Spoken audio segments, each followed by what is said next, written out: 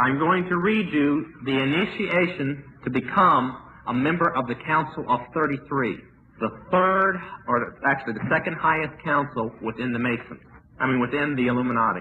And on page 48 of his book, The Lost Keys of Freemasonry, he says this, quote, when the Mason learns that the key to the warrior on the block is the proper application of the dynamo of living power, he has learned the mystery of his craft. The seething energies of Lucifer are in his hands, and before he may step onward and upward, he must prove his ability to properly apply energy. He must follow in the footsteps of his forefather, Tubal-Cain, who with the mighty strength of the war god hammered his sword into a plowshed. The warrior on the block writes, remember I said they must prove their ability to properly apply this energy? The warrior on the block right is human sacrifice. They did do the same right. The very leaders that lead the Masonic belief, remember they said of the high initiates, they laugh at the Blue Lodge and those below them because of what they really know and who they really worship. The higher Masons believe one way, and the lower Masons believe something else. But the lower Masons think the higher Masons believe like them. In fact, the higher witches have said a statement that was also made many times in Masonic books, that the lower people are sheep to be sheared in their ignorance. And when you get up into a higher level, 4th, 5th, or 6th, you find out that the power rests with blood sacrifice. And in fact, to become a 6th level witch, you must perform it. You become what is called a human chalice. In other words, you are proving to Satan through the blood and the death of this person that you are sold totally out to him, although they don't believe in Satan. You're proving it to Lucifer. The things that always puzzled me was if we were worshiping a God of love, peace, and joy, why were we killing somebody to worship him? It was one of the things I could never understand. We had a man saved about 2 weeks ago, or about 3 weeks ago now, in Jacksonville, Florida. It was a 32nd degree Mason. His father was a 33rd. His future father-in-law was a 33rd. His mother and future mother-in-law and fiancé were all in the Eastern Star, and he was ready to perform the warrior on the block when he was saved. He told us, can I come hide at your retreat? My own parents will set me up to be killed because I have left the Mason. Now, that's a 32nd degree Mason saying that. You think about it. Mm-hmm. And when I was 12, I had mentioned with you the ceremony at the Vatican, that they really do make all leadership in the group undergo at some point. So you reach the age of 12, and then you're told by your parents you're going to an induction ceremony in the Vatican. Can you tell us how that happened and what occurred at that ceremony when you went there? Okay. This isn't easy to talk about, as you know. When I was 12, I was flown over to Germany, and I was at, I'll call him the German father's house over there. And there was some preparation for a few days beforehand, and I was told that there would be a very important ceremony, and it was considered a sealing ceremony at that point. And basically, I was told a little bit about what I was expected to do during the ceremony. You know, when we got there, we went to the Vatican. There's underneath the Vatican. There's a large room. It has 13 catacomb chambers leading into it with and what they do is they, as you go down these steps into the room, you can see that it's almost circular, and so they're all around it, and they bring out the mummies from the catacombs, and they set them beside each one, and they say that the spirits are the fathers watching over the ceremony. And during the ceremony, there was a large table in the center of the room. It was on top of a huge golden pentagram, and they had a ceremony there. You know, they.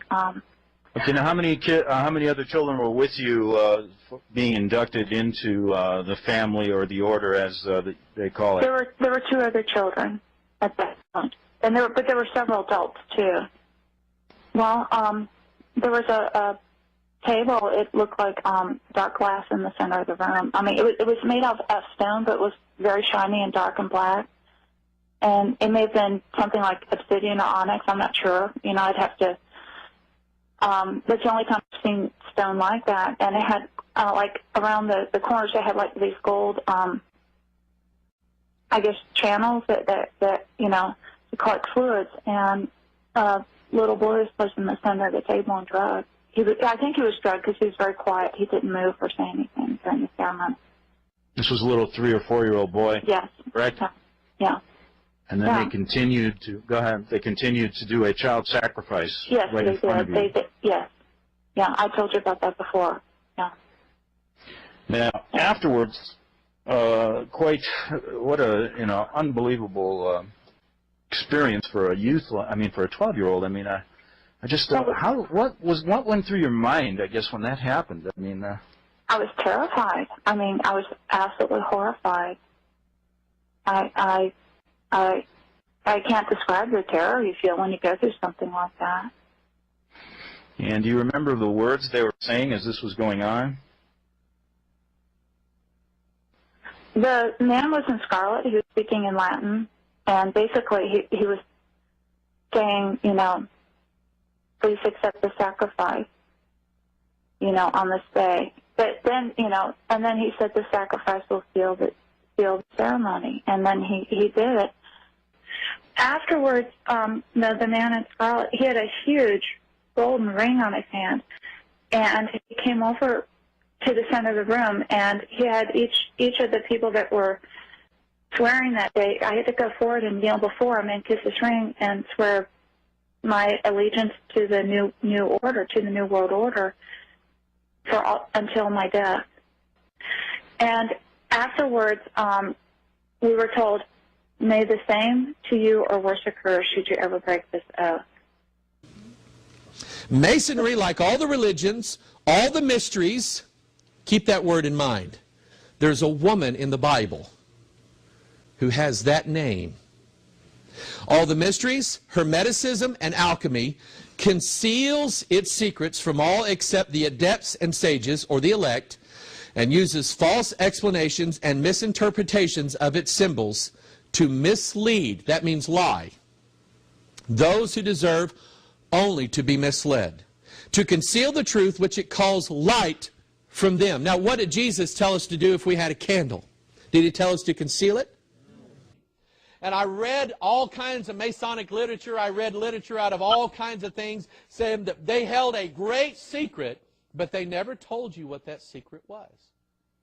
And I read and I read and I studied and I just couldn't find anywhere where the secret was actually written down anywhere. And if you ask them, they will not tell you the truth. They are sworn to secrecy.